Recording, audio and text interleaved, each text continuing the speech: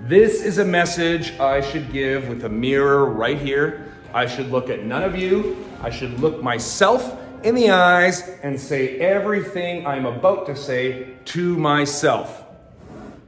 For I am not always a patient man.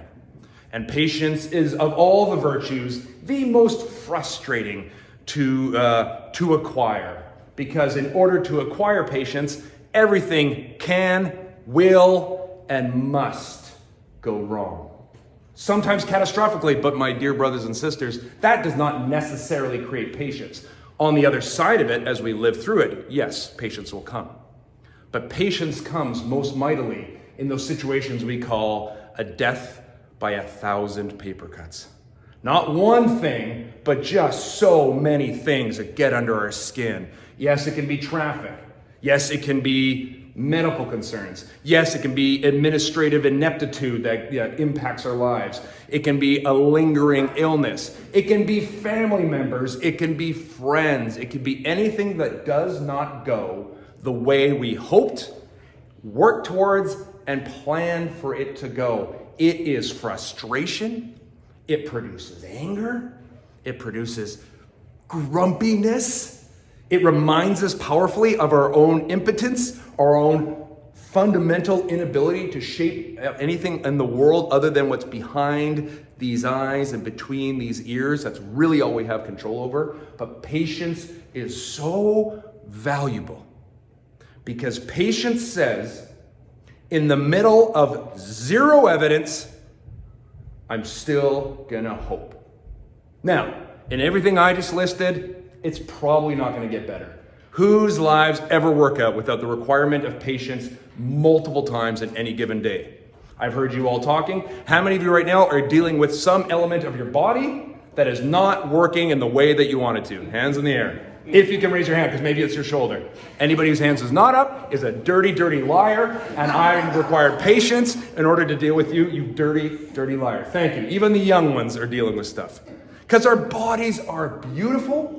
In the words of the psalmist, they are fearfully and wonderfully made. We are knitted together in our mother's womb. All this beautiful stuff. We can take in visuals, light rhythms. We can hear auditory sounds. We can walk and we can talk and we can think and we can create. We can run. We can sweat. We can sleep. We can build. We can imagine. We can do these amazing things. But we also we have flatulence in the most inappropriate times. Our eyes don't work. We hiccup, we burp, we fall down, we bruise. All those things are equally part of the human experience. Some of them are embarrassing. Some of them are wonderful. Some of them are majestic. And some of them remind us just the fact that we are, as my boys will say, the brightest of animals. But we are. We're very physical, and sometimes that physicality can be very frustrating. But patience is that thing in the middle of physical frustrations, mental frustrations, spiritual frustrations that says, I don't know what this moment is. I do not care for this moment, but I believe something else is coming, and I will find hope and maybe even a little joy and laugh at myself in this moment. I have had, and I give thanks to God, that is lack of a patient man I am. That was the worst sentence I may have ever uttered out loud to a group of people, and I apologize. For my lack of patience, I give thanks to God that I genuinely take profound joy in how ludicrous I can be. How silly, and how I can raise my little fist to the God above because things did not go my way. And the pinnacle moment of that was moving to Florida in the late 90s as an actor and being told at the border I could not go, again, pre-9/11 world. I had a binder this thick of all the documents I needed to move to the States and take a job away from an American. You know, it's a big ordeal. I had an immigration lawyer that the studio was working with me. I had page after page, document after document, that I was down one thing, and the security guard or border guard said, absolutely not. I hope it goes well for you, but I can't let you into the country. It turned out I needed one piece of paper. I was back on a plane 6 days later. It cost me nothing. But in the Calgary International Airport, that late summer day in late 1990s, I was so furious that this dream had been dashed, completely destroyed, pulled out from underneath me, that in the airport, like a petulant child that I very much still can be, I told God, if you don't fix this, I will become a Buddhist. That was my big threat. Ridiculous threat on every level, but that's all I could think of. It was just a petulant, what do you call it? It was one of those. Temper tantrum. Yeah, it was a tantrum. I held a tantrum well into my 20s. Way too old to actually be able to hold and have a tantrum. These are all the different ways daily patience will make us better people, make us kinder people, because it'll make us more peaceful people. And that's all great. That's all well and good. And I can tell you, being patient, like when you're upset, saying calm down, is going to be about as useful as throwing snow on a fire. It'll do nothing. But our reflection today says, be patient, like Mary and John. We read Mary's Magnificat, her recognizing that the child growing in her is the very strange answer to generations of spiritual crying out. Generations of slavery, perceived divine abandonment, and even though she didn't understand what this baby, how this baby was an answer to that prayer, she sang from her heart.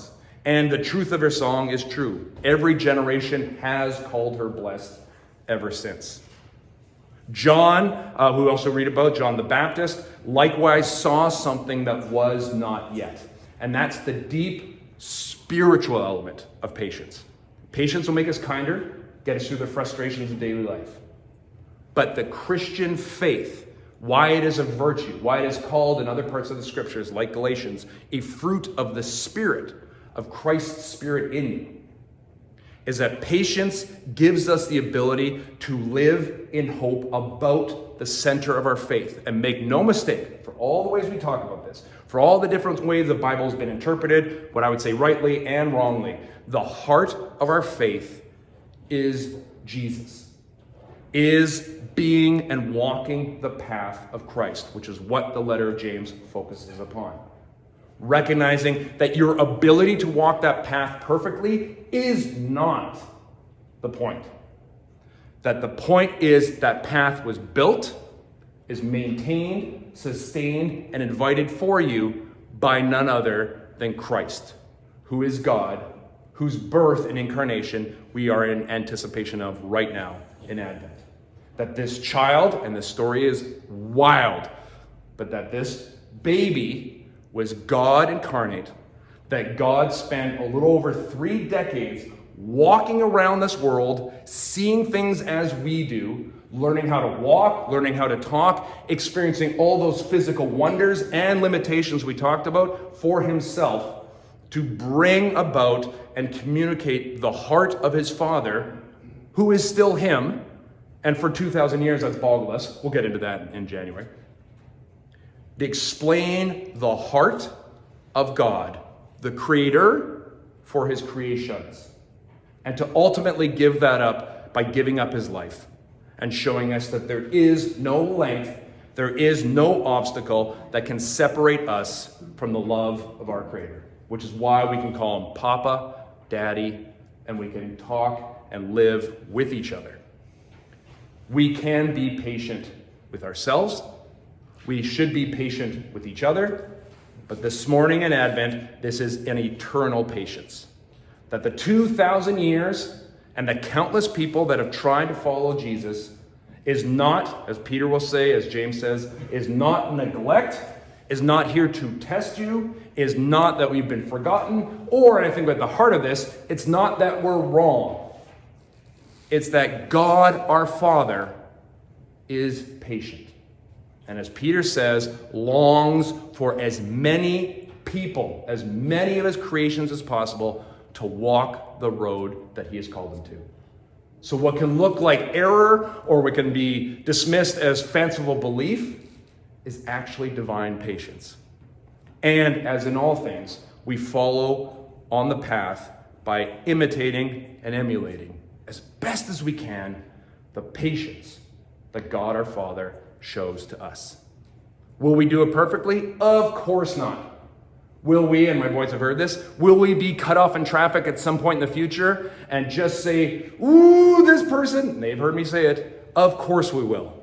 Will we become angered and frustrated by the million different paper cuts we'll deal with in a day? Yes. Will we have a great moral lesson and be like, this is helping me to be reminded about ... Of course not. It will make us grumpy. It will make us frustrated. But never doubt, whether you're emulating it well or poorly, you are being sustained by the love, the grace, the mercy, and the patience of God, who, just like we, when we're looking at someone we know does not know any better and are educating them, we can have profound patience. Our Father does for us as well. And that is something to rejoice. This third Sunday of Advent, this child that we are expecting was showing us the love and the patience and calling us to the similar road of patience as well. For at the heart of our faith is not just the love of God, but his desire for this to go as long as possible out of his patience for all his wayward creatures. And hopefully we can emulate that in our own small ways.